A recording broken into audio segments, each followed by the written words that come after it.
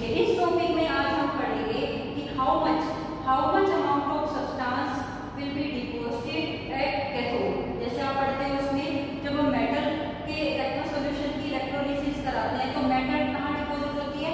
Cathode पे। और किन्हीं केसेस में ऐसा भी होता है कि गैस होती है, गैस इन्वॉल्व होती है एनोड और कैथोड। तो इस टॉपिक में आज हम ये पढ़ेंगे कि how much amount of substance deposited at cathode, weight of substance deposited या फिर volume of gas evolve at each electrode और number of moles of substance formed at each electrode, quantitative aspects। ठीक है, इसमें आप ये देखिए Michael Faraday was the first scientist to describe the quantitative aspects of electrolysis। He gave two laws for study of quantitative aspects। तो यहाँ पे आज हम इन्हीं टू लॉज को पढ़ेंगे और उन पे बेस्ड जो न्यूमेरिकल्स हैं उसे करेंगे। ठीक है, तो आप ध्यान से इसे समझिए और नोटबुक में साथ साथ नोट डाउन कीजिए। तो हम स्टार्ट करते हैं from Faraday's first law of electrolysis.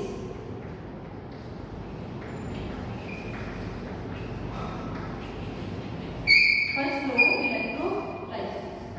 देखिए, इलेक्ट्रोलिसिस में हमने क्या पढ़ा? इलेक्ट्रोलिसिस में इलेक्ट्रोलिटिक सॉल्यूशन फिल करते हैं और टू सुटेबल रोड सॉल्यूशन में डिप कराते हैं। One act as a anode, another act as a cathode.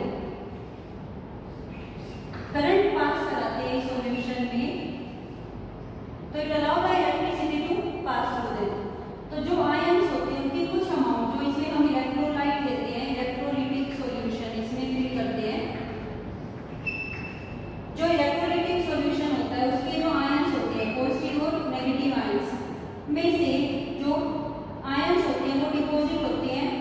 जैसे सोडियम मेटल है अगर तो वो डिपॉजिट होगी है कैथोड। तो according to first law of electrolysis क्या है कि कितना सब्सटेंस इसका डिपॉजिट होगा at each electrode during electrolysis, ये किस पे डिपेंड करेगा कि कितनी क्वांटिटी ऑफ इलेक्ट्रिसिटी पास हुई है थ्रू द सॉल्यूशन। अगर ज्यादा टाइम के लिए ज्यादा क्वांटिटी ऑफ इलेक्ट्रिसिटी पास होगी सॉल्यूशन पे तो ज्यादा अमाउंट ऑफ सब्सटेंस डिपॉजिटेड होगा at each electrode.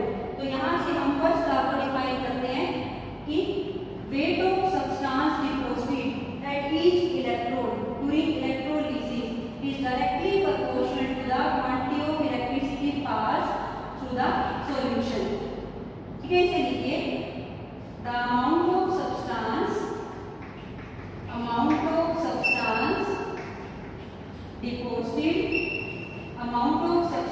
deposited or liberated at each electrode during electrolysis is directly proportional to the quantity of electricity passed through the solution। Quantity of electricity passed through the solution। Electrolytic solution molten state में भी हो सकता है और solution form में भी हो सकता है। W is directly proportional to Q। W क्या है यहाँ पे? Weight of substance deposited at each electrode और Q क्या है? Quantity of electricity pass through the solution. Proportional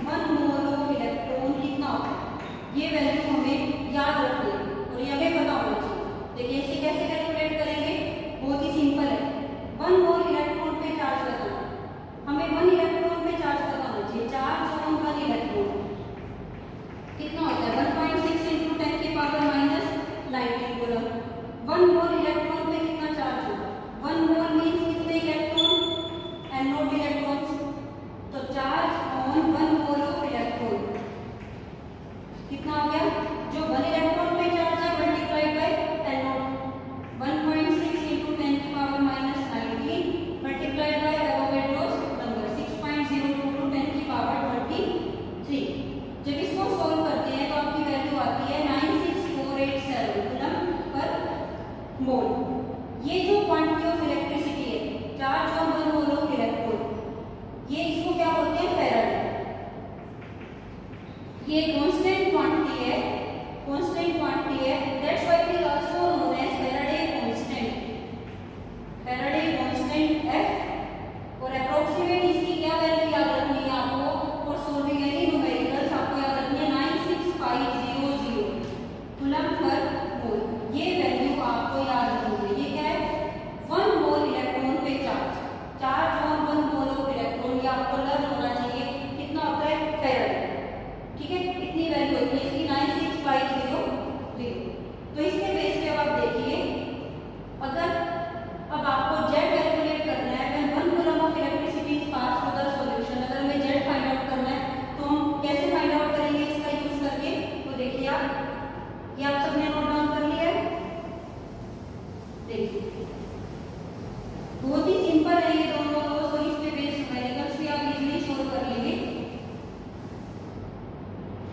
देखो अगर हम सिंपल एग्जांपल लेते हैं, एट कैथोड में रिएक्शन लेते हैं सोडियम मेटल, नेगेटिव होता है, रिडक्शन होती है कैथोड पे, आप पहले कर ही चुके हैं क्वालिटेटिव एनालिसिस में। When sodium metal gain 1 electron it form sodium metal, sodium ion जब गेन करता है, sodium metal deposited at cathode. यहाँ पे देखिए 1 सोडियम आयन को 1 इलेक्ट्रॉन की नीड है to form 1 sodium atom. 1 mole of electron, 1 mole of sodium ion need 1 mole of electron to produce 1 mole of sodium. Direct हमें पता लग रहा है, देखो 1 मोल ऑफ इलेक्ट्रॉन से कितना सोडियम प्रोड्यूस हो रहा है, 1 मोल ऑफ सोडियम। और 1 मोल इलेक्ट्रॉन मींस कितनी क्वांटिटी ऑफ इलेक्ट्रिसिटी पास हो रही है सॉल्यूशन में, अभी हमने कहा है, देखो कितनी है, charge on 1 mole of electron कितने कूलम्ब, तो कितनी क्वांटिटी ऑफ इलेक्ट्रिसिटी पास हो रही है सॉल्यूशन में for reduction of 1 mole of sodium ion, कितने कूलम्ब से कितना सोडियम प्रोड्यूस हो रहा है। अगर हम वेट करें 1 मोल ऑफ सोडियम मींस 23 ग्राम पर मोल। अब अगर हमें Z की वैल्यू फाइंड आउट करनी है तो हमें वेट निकालना है 1 कूलम्ब ऑफ इलेक्ट्रिसिटी जब पास हो, तो 1 कूलम्ब इलेक्ट्रिसिटी अगर पास होगी तो how much weight of sodium will be deposited at cathode, 23 divided by 96500। तो ये 1 कूलम्ब इलेक्ट्रिसिटी में कितना सब्सटेंस का वेट डिपॉजिट होगा, ये किसके इक्वल हो गया, Z ऑफ सोडियम। ठीक है, तो ये 1 कूलम्ब इलेक्ट्रिसिटी के लिए इतना वेट डिपॉजिटेड है, तो यही आपका Z होता है। किसी और के लिए अगर हम केस लें, सेकंड केस को मैग्नीशियम आयन के लिए लेते हैं, तो आप देखिए 2 moles of electron produce 1 mole of magnesium, 2 moles of electron give 1 mole of magnesium. यहाँ पर 2 मोल्स ऑफ इलेक्ट्रॉन पे कितनी क्वांटिटी ऑफ इलेक्ट्रिसिटी पास हो रही है, 2 × 96500 कूलम्ब से कितना मैग्नीशियम हो रहा है, 24 ग्राम। 1 मोल मैग्नीशियम का एटॉमिक वेट के इक्वल होगा, 1 कूलम्ब इलेक्ट्रिसिटी से कितना वेट मैग्नीशियम का डिपॉजिट होगा, 24 डिवाइड बाय 2 × 96500। ये किसके इक्वल होगा, Z ऑफ मैग्नीशियम। तो इस तरह से हम Z फाइंड आउट कर सकते हैं। अगर हमें पता है अपनी बैलेंस रिएक्शन में स्टिचियोमेट्रिक से बैलेंस करके हम पता लगाएंगे पहले कि कितने मोल इलेक्ट्रॉन से कितना मैग्नीशियम प्रोड्यूस हो रहा है, और फिर 1 कूलम्ब ऑफ इलेक्ट्रिसिटी पास कराने से कितना वेट डिपॉजिट होगा, वो Z के इक्वल होगा। तो यहाँ से हम एक जनरल फॉर्मूला लिख सकते हैं Z की कैलकुलेशन के लिए, जो कि क्या होगा, देखिए Z की कैलकुलेशन के लिए यहाँ पे आप एक जनरल यूज कर सकते हो फॉर्मूला, कि अगर कोई मेटल डिपॉजिट हो रही है तो उसका एटॉमिक वेट होगा, और कोई मॉलिक्यूल है तो उसका molecular weight divide bye Faraday constant, F लिख लूं मैं यहाँ पे, मल्टीप्लाइड बाय n फैक्टर। जैसे हम यहाँ देखिए +1, कितने इलेक्ट्रॉन गेन होने हैं, 1, तो मेटल के लिए n फैक्टर कितना होता है, जितना उसका ऑक्सीडेशन स्टेट होती है +1, तो यहाँ multiplied by 1। 2 plus charge, oxidation state 2 plus है, मेटल के लिए जो ऑक्सीडेशन स्टेट होती है वही उसका n फैक्टर होता है, तो यहाँ पे n फैक्टर कितना हो गया, 2। जैसे एल्यूमिनियम आयन के लिए अगर हम लें तो n फैक्टर यहाँ पे कितना हो जाएगा, 3। ये आपको मैंने सॉल्यूशन वाले चैप्टर में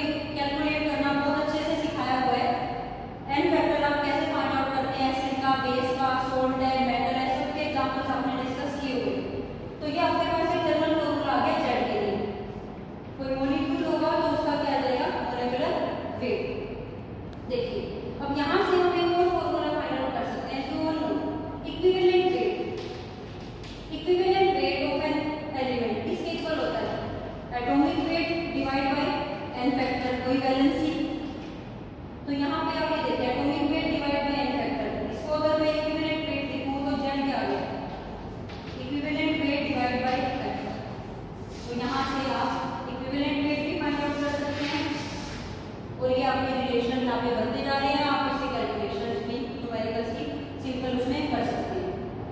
देखो नेक्स्ट देखिए, अब आप इससे और हम किस तरह से इसको ड्राइव कर सकते हैं।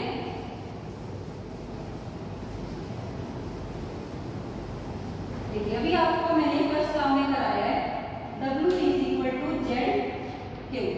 जेड की वैल्यू ये इसको मानते हैं इक्वेशन 1 और जेड की वैल्यू अगर ये वैल्यू को हम इस फॉर्मूले में रखते हैं तो क्या बनेगा। देखिए वेट ऑफ सब्सटेंस डिपॉजिट किसके इक्वल हो जाएगा, atomic weight of that substance multiplied by Q. हमने पढ़ा था अभी किसके इक्वल है, I multiplied T current to time 96500 into में N factor.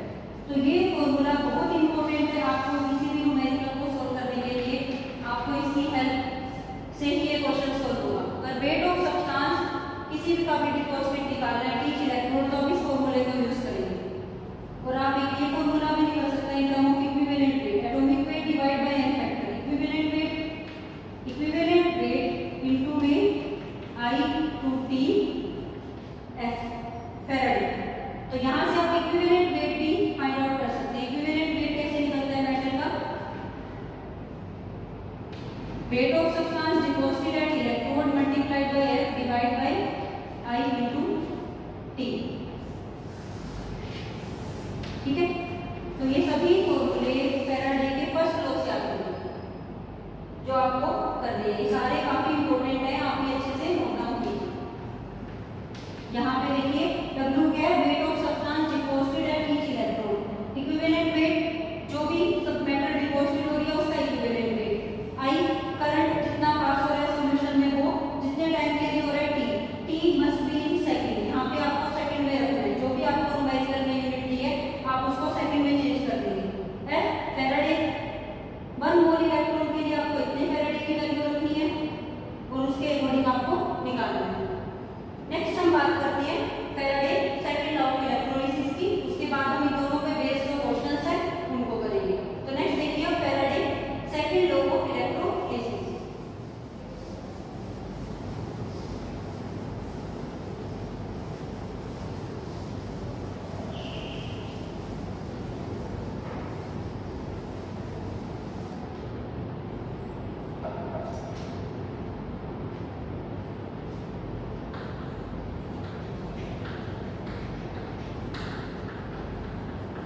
Second law of electrolysis, ये लॉ भी बहुत सिंपल है और फर्स्ट लॉ के साथ रिलेटेड है। तो बस इसमें थोड़ा सा स्पेशल सेटअप किया अलग से। इसने ऐसा कहा कि अगर दो सॉल्यूशन ले, दो इलेक्ट्रोलाइटिक सॉल्यूशन अलग अलग जगह में, डिफरेंट इलेक्ट्रोलाइटिक सॉल्यूशन, सपोज इसमें AgNO3 सॉल्यूशन फिल किया है और इसमें कॉपर सल्फेट सॉल्यूशन। दोनों बीकर्स में अलग अलग सॉल्यूशन है, अलग अलग इलेक्ट्रोलाइट्स है, बट कनेक्ट करें उन्हें सीरीज में। सीरीज में हम इन्हें कनेक्ट कर दें Adp2 सुटेबल इलेक्ट्रोड्स अगर हम दोनों में डिप करके सेम क्वांटिटी ऑफ इलेक्ट्रिसिटी पास कराएं सॉल्यूशन में, सीरीज में कनेक्ट कर देंगे। ये ध्यान रखना है आपको, इसमें सबसे मेन पॉइंट है ये connected in series. Two different electrolytic solutions connected in series. अगर ये सीरीज में कनेक्ट हो गए तो क्वांटिटी ऑफ इलेक्ट्रिसिटी जो पास होगी, करंट पास होगा दोनों सॉल्यूशंस में वो सेम होगा और सेम टाइम के लिए होगा। तो जो क्वांटिटी ऑफ इलेक्ट्रिसिटी पास होगी सॉल्यूशन में वो दोनों में सेम होगा। तो ये क्या कहता है ये सेकंड लॉ कि अगर हम when two different solutions of two different electrolytes connected in series, then amount of substance deposited at each electrode, इन दोनों बीकर्स में अलग अलग कैथोड पे जितनी मेटल डिपॉजिट होगी, यहाँ पे जितनी सिल्वर डिपॉजिट होगी और यहाँ जितनी कॉपर डिपॉजिट होगी, वो किसके इक्वल होगी, अमाउंट उनके इक्विवेलेंट वेट कि the amount of substance deposited at each electrodes becomes equal to its equivalent weight. Mass of silver deposited ratio अगर हम ले इन दोनों के मास ऑफ कॉपर डिपॉजिटेड तो वो किसके इक्वल आ जाएगी, इक्विवेलेंट वेट।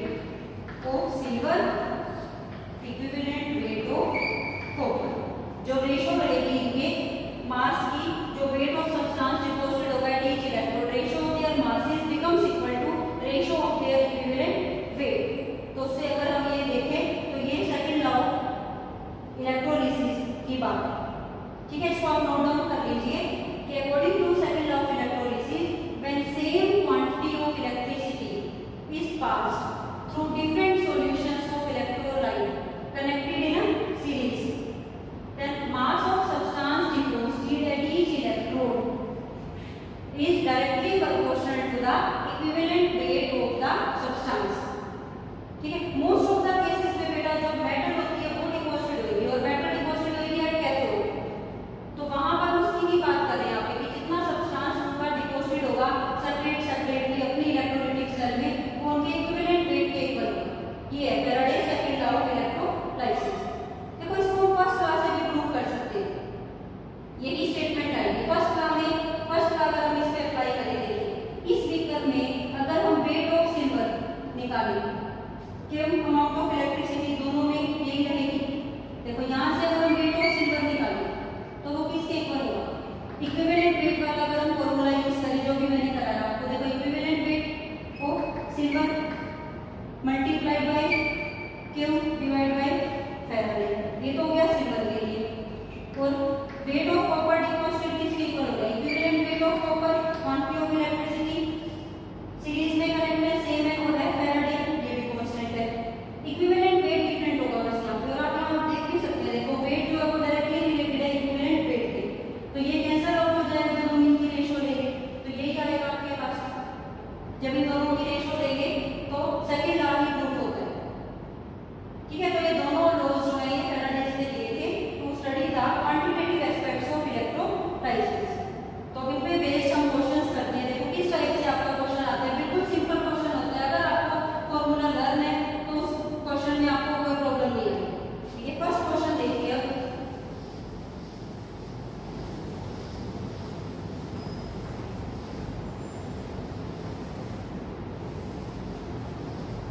जैसे आपको सिंपल क्वेश्चन से अगर स्टार्ट करते हैं, जो सिंपल आपका 1 मार्क्स के क्वेश्चन अगर पूछा जाता है तो आपसे इस टाइप से पूछा जाता है, हाउ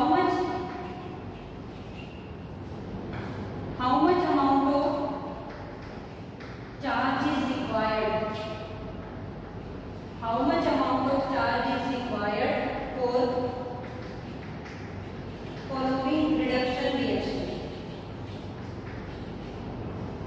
ये रिडक्शन प्रोसेस अगर करानी है तो कितना चार्ज रिक्वायर्ड होगा, कुछ आपको मैं यहाँ पे दे रही हूँ रिएक्शन। जैसे 1 mole of aluminium 3+2 aluminium, 1 mole of copper 2+2 copper, 1 mole of MnO4 negative change to Mn2+। How much amount of charge is required, how much quantity of electricity is required for following reduction. तो आप देखिए बिल्कुल simple है, when aluminium 3+ ion gain 3 electrons it change into aluminium, तो 3 moles of electron produce 1 mole of aluminium. 1 mole aluminium के लिए निकालें तो कितना इलेक्ट्रिसिटी चाहिए, 3 मोल ऑफ इलेक्ट्रॉन, तो मींस 1 मोल इलेक्ट्रॉन पे 1 Faraday quantity of electricity, 3 moles electron पे 3 × 96500 ये आंसर है। 3 फैराडे, सिंपल 3 फैराडे कितना रहेगा। आप इसको सॉल्व कीजिए, आंसर आ जाएगा आपको, रिएक्शन का तो नहीं। नेक्स्ट देखिए, when copper 2+ gain 2 electron then it produce 1 mole of copper, तो 2 मोल of electron produce 1 mole of copper. 2 mole of electron से कितनी क्वांटिटी ऑफ इलेक्ट्रिसिटी पास होगी सॉल्यूशन में, 2 फैराडे। ठीक है, 2 × 96500 कूलम। और नेक्स्ट देखिए, इसमें आप बैलेंस कीजिए रिएक्शन ऑक्सीडेशन नंबर से कि कितना इलेक्ट्रॉन रिक्वायर्ड है for reduction of 1 mole of MnO4 negative. यहाँ पे मैग्नीज का ऑक्सीडेशन स्टेट निकाले तो कितनी आएगी, +7, +7 से +2 कितने इलेक्ट्रॉन्स का गेन हो रहा है, 5 इलेक्ट्रॉन्स का। तो for reduction of 1 mole of MnO4 negative 5 moles of electrons is required. तो quantity of electricity pass to the solution कितनी हो जाएगी, 5 × 96500 कूलम, 5 फैराडे। ठीक है, बिल्कुल सिंपल क्वेश्चन है। स्टिचियोमेट्री के अकॉर्डिंग आपको बैलेंस कर लेना है कि कितने नंबर ऑफ इलेक्ट्रॉन लॉस और गेन हो रहे हैं, और उसके अकॉर्डिंग आपको क्वांटिटी ऑफ इलेक्ट्रिसिटी जो है चार्ज जो है वो पता कर लेना। ठीक है, तो इस टाइप का क्वेश्चन चाहिए। नेक्स्ट जो आपका क्वेश्चन हो गए, वेट ऑफ सब्सटेंस जो होगा डिपॉजिट कितना हो रहा है इलेक्ट्रोड पे वो कैलकुलेट जैसे अगर आपको एक क्वेश्चन की स्टेटमेंट मैं आपको यहाँ लिखूं,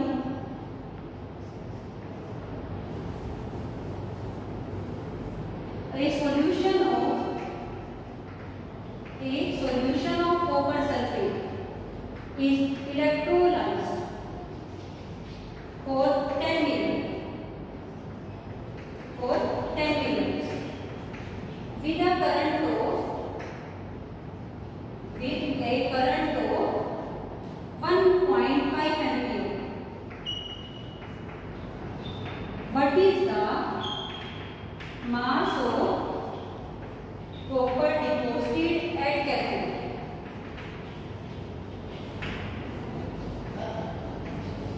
Atomic weight of copper given है आपको 63.5.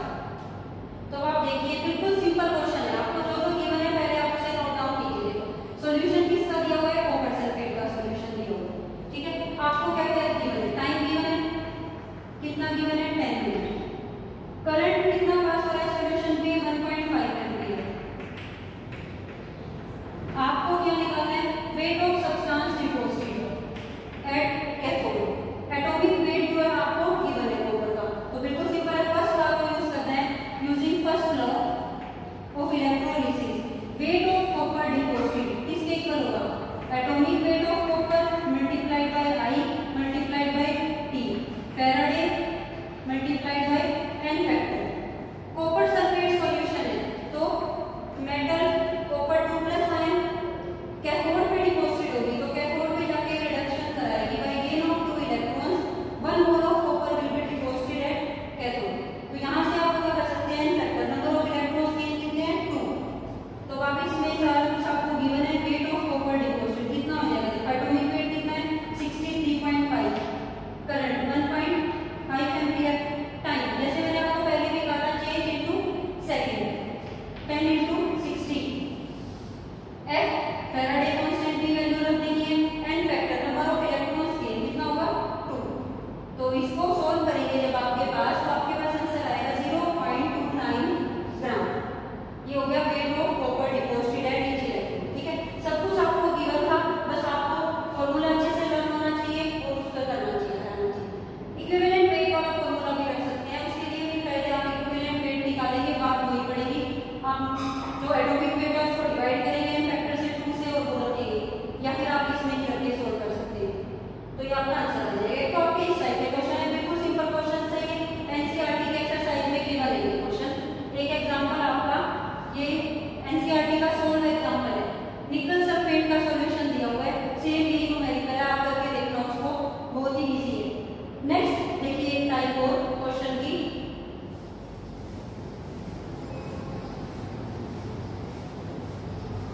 सेकंड लॉ का भी यूज होगा उसमें और फर्स्ट लॉ को भी, दोनों लॉज को यूज करके हम इस क्वेश्चन को सॉल्व करेंगे। वो भी बहुत ही सिंपल है क्वेश्चन। देखिए 2 इलेक्ट्रोलिटिक सॉल्यूशन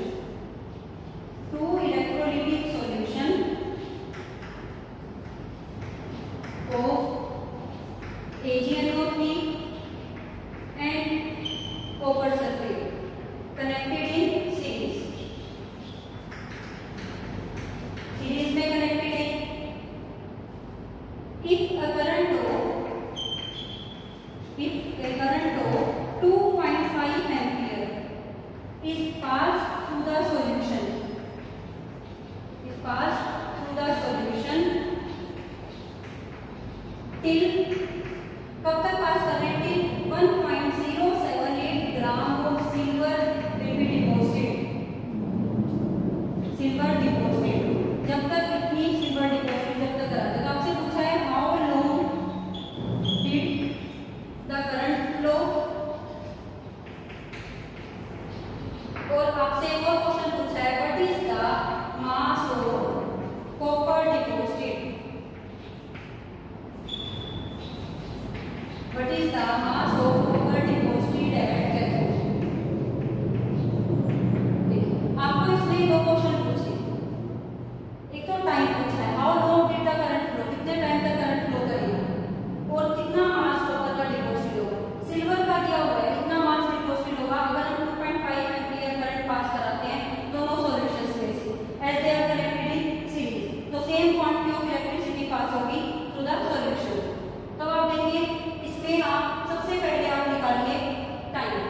टाइम कैसे निकालेंगे आप? Using first law of electrolysis. अगर हम फर्स्ट लॉ को इलेक्ट्रोलिसिस के यूज करें तो वेट ऑफ सिल्वर डिपॉजिट इसके इक्वल होगा atomic weight of silver current into time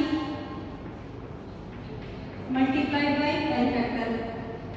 silver nitrate Ag plus K 1 electron to change into silver, तो n factor कितना हो गया 1। एटॉमिक वेट सिल्वर का कितना होता है? एटॉमिक वेट सिल्वर का होगा 107.8 सिल्वर का एटॉमिक वेट। तो ये आपको वैल्यू गिवन होगी क्वेश्चन में, तो वो आपको रखनी है। तो यहाँ पे आपको देखो सब कुछ गिवन है, यहाँ से टाइम निकालो। वेट कितना है 1.078, एटॉमिक वेट 107.8, टाइम करंट दिया हुआ है, टाइम निकालना। तो ये आपका है, तो यहाँ से आप बड़ी इजीली सोल्व कर सकते हो। टाइम दोनों इलेक्ट्रोलाइटिक सॉल्यूशन में time current quantity of electricity से पास होगी when they connected in series. तो यहाँ से आप आंसर निकालोगे कितना आएगा 386 सेकंड, यहाँ से ये निकल जाएगा। तो फर्स्ट पार्ट आपका सोल्व हो गया। नेक्स्ट देखिए आपको पूछ रखा है what is the mass of copper deposit.